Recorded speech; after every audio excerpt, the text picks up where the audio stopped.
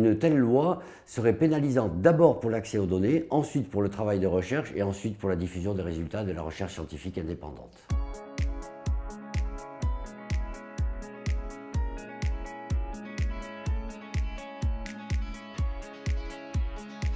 Nous devons avoir accès aux données scientifiques des produits pesticides.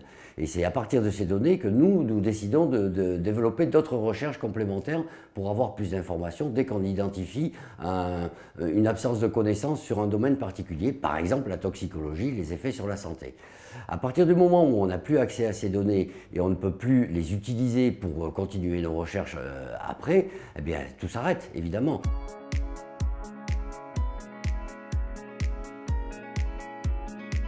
La transparence est nécessaire à l'évaluation du risque parce qu'elle permet le débat contradictoire et de ce débat contradictoire sortent des conclusions précises et argumentées.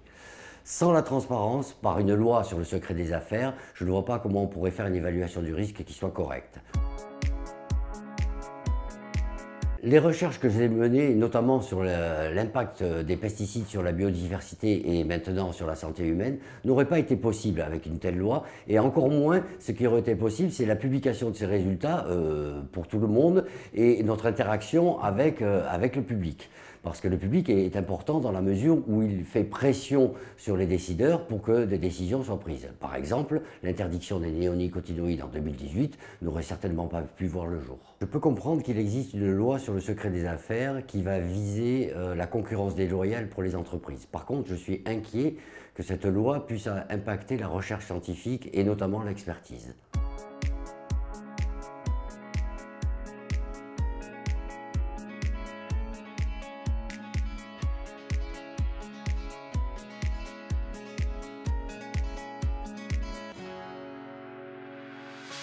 The sun blazed so brightly